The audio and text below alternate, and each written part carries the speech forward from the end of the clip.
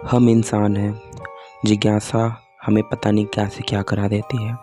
कभी कभी ये हमारी ज़िंदगी में मौत का सबब भी बन जाती है। तो आज की हमारी कहानी एक जिज्ञासा पर आधारित है, जहाँ एक बच्चे ने अपनी जिज्ञासा में न जाने क्या से क्या कर दिया। आइए चलिए कहानी को शुरू करते हैं। आपको ये कहानी बेहद पसंद आएगी, तो प्लीज़ कहानी को पूरा आप एंड तक वॉच कीजिएगा।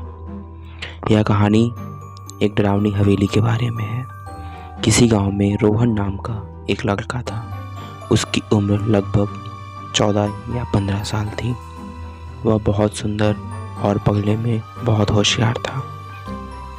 अपने माता पिता का आज्ञाकारी बच्चा था। उसे पढ़ाई का बहुत शौक था। पूरा दिन पढ़ता ही रहता था। स्कूल के टीचर रोहन से बहुत खुश थे। एक दिन टीचर ने सारे बच्चों को अपने साथ पिकनिक पर ले जाने का सोचा और ले गए, जिसमें रोहन भी साथ में गया। टीचर ने सारे बच्चों को एक ही दिन सब जगह घुमा दिया। घूमते घूमते जब रात हो गई तो टीचर ने गांव के पास एक मंदिर में रात गुजारने का फैसला किया।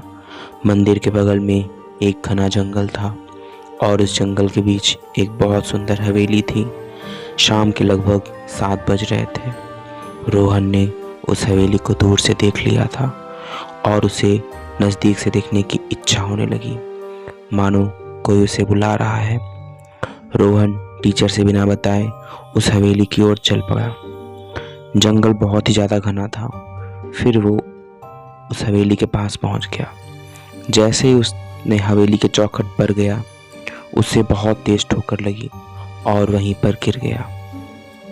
फिर रोहन खड़ा हुआ और देखा कि हवेली काफ़ी साल पुरानी है और काफ़ी सारे उगी हुई बेल के पत्तों से घिरी हुई थी और मकड़ी के जालों से ढकी हुई थी। खौफनाक माहौल के बावजूद भी रोहन की जिज्ञासा उस पर हावी हो गई, मानो कोई उसे बार बार पुकार रहा हो, रोहन अंदर आओ, रोहन अंदर आओ। और फिर उस हवेली का पता लगाने का फैसला किया। जैसे ही रोहन ने हवेली में प्रवेश किया, उसने महसूस किया कि हवेली के अंदर की हवा काफ़ी ठंडी और शीतल है, मानो उसका शरीर का ठंडा हो रहा है। फिर उसने जैसे ही हवेली के चौखट पर पैर रखा तो उसे लगा कि उसके पैरों के नीचे फर्श चरमरा रही है। रोहन ने सावधानी से पत्ते और जालों को हटाते हुए कमरे के अंदर गया। अचानक रोहन को एक कमरे में एक धीमी सी आवाज़ सुनाई दी। वह सावधानी से कमरे के पास पहुंचा और जैसे ही अंदर झांका तो उसने देखा कि कमरे की दीवार पर एक भूतिया परछाई हवा में तैर रही है। भूत के लंबे लहराते बाल जो सफ़ेद कलर के थे, डरावना और पीला चेहरा। रोहन का शरीर डर के मारे थर थर कांपने लगा। उसे बिल्कुल भी समझ नहीं आ रहा था कि क्या किया जाए। भूत को भी पता चल गया कि इस कमरे में कोई इंसान आया है और वह अपना और भी डरावना चेहरा लेकर रोहन की ओर घूमा। फिर उसने अपना मुंह खोला और खून से लथपथ चीख निकाली, जिससे रोहन के पीछे मुड़ा हुआ भूत तो अपने सामने देख लिया।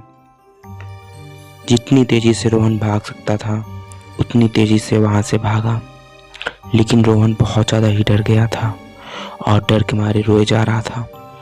रोहन ने तब तक दौड़ना बंद नहीं किया जब तक कि वह अपने स्कूल के सारे बच्चे और टीचर के पास नहीं पहुँच गया। फिर उस पुरानी और डरावनी हवेली की तरफ देखा भी नहीं पलट के। रोहन ने वहाँ जाकर सारी बातें टीचर को बताई।